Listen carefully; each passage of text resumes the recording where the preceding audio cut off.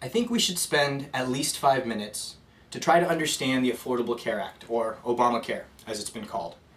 I'd like to take a look at what exactly this legislation does, take a deeper look at the individual mandate, compare the current American healthcare system with some other countries in the world, and finally, examine the moral underpinnings of this legislation.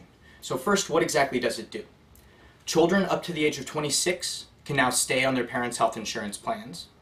Someone with a pre-existing condition could no longer be denied health insurance. If you have insurance and you get sick, you can no longer be kicked off of your plan. There's no longer any lifetime caps for care. Anything that's preventative is now free, so pap smears and prostate exams. Every state has to set up an online insurance exchange, and what this is it is an online marketplace that will allow customers shopping for insurance to compare the benefits and costs of the different plans to find something that best works for them. Anyone making up to 133% of the poverty line will be covered under an expansion of Medicaid, and anyone making up to 4 times the poverty line will get government subsidies to aid them in purchasing insurance for themselves. Companies with over 50 employees will now have to provide insurance, and companies with fewer than 50 employees can choose to provide insurance for which they will get subsidies to help them do so. And finally, it allocates some more money for medical research.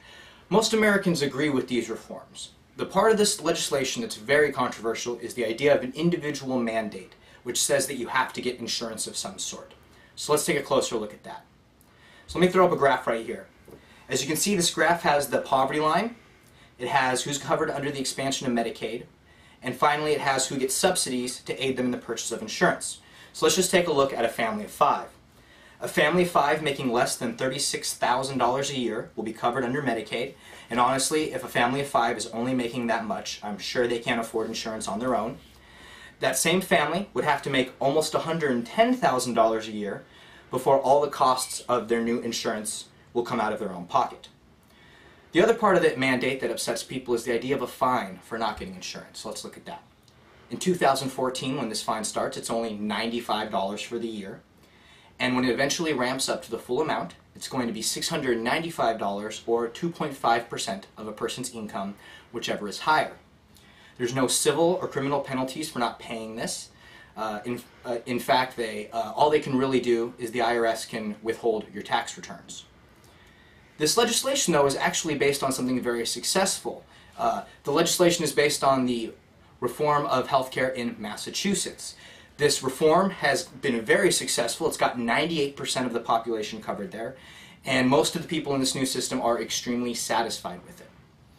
Let's compare the current American healthcare system to that of the rest of the world. So let me throw up another graph. As you see from this graph, we spend much more per person, which gets us fewer hospital beds, fewer doctors, and extremely high infant and adult mortality rates. Interestingly enough, all of the countries on this list, besides the United States, have socialized universal health care. So the myth that socialized medicine brings with it worse benefits is just that. It's a myth. In fact, Britain is so proud of their healthcare system that they even included it in the opening ceremonies of their Olympic Games. Really though, this is an issue of basic morality.